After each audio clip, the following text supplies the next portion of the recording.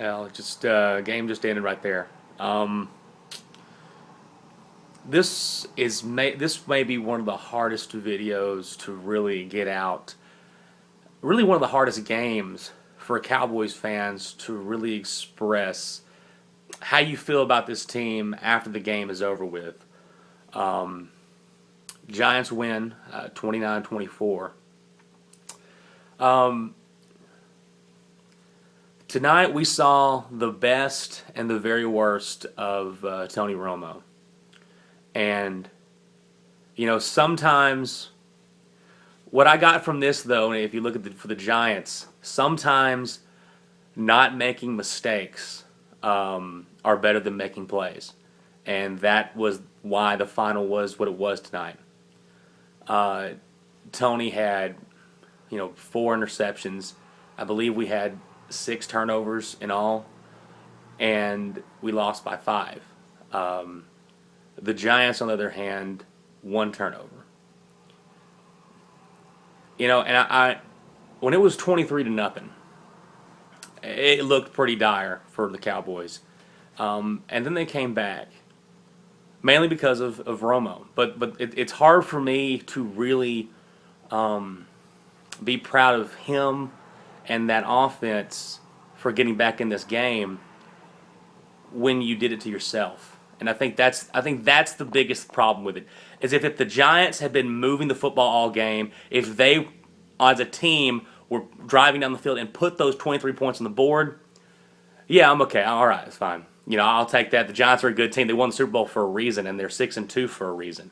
But the fact that pretty much every bit of that 23 points that they got in that first half were all because of the Cowboys, all because of mainly Tony Romo throwing 3 interceptions in the first half, one horrible one to JPP who takes back for a pick 6.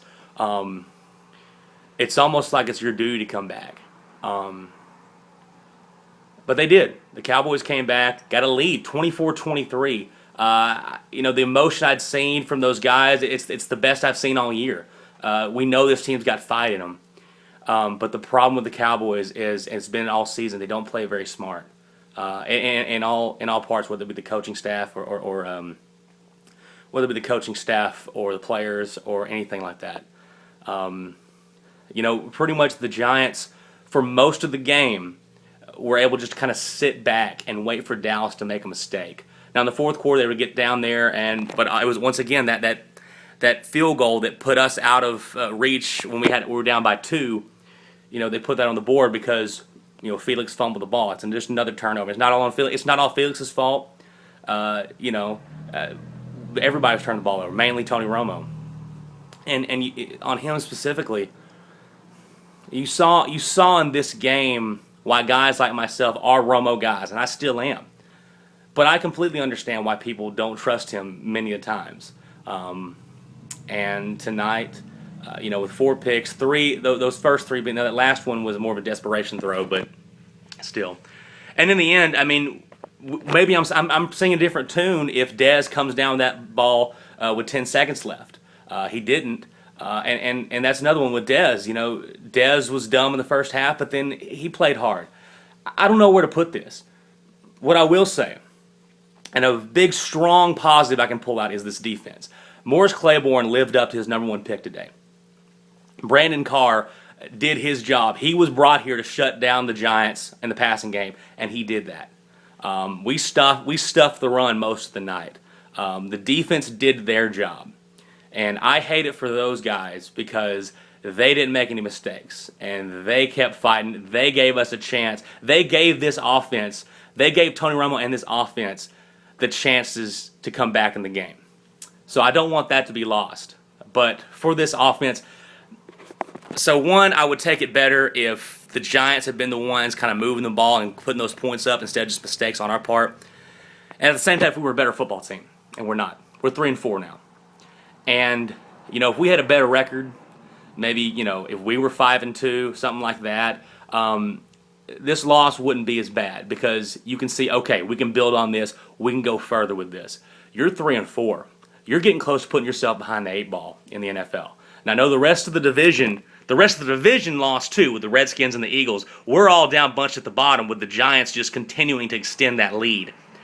But there's no guaranteed wild card at this point for the NFC East, because the rest of the NFC, you look at them with the NFC West teams coming, with NFC North teams, with Green Bay and Chicago, there aren't really any open spots to grab a wild card.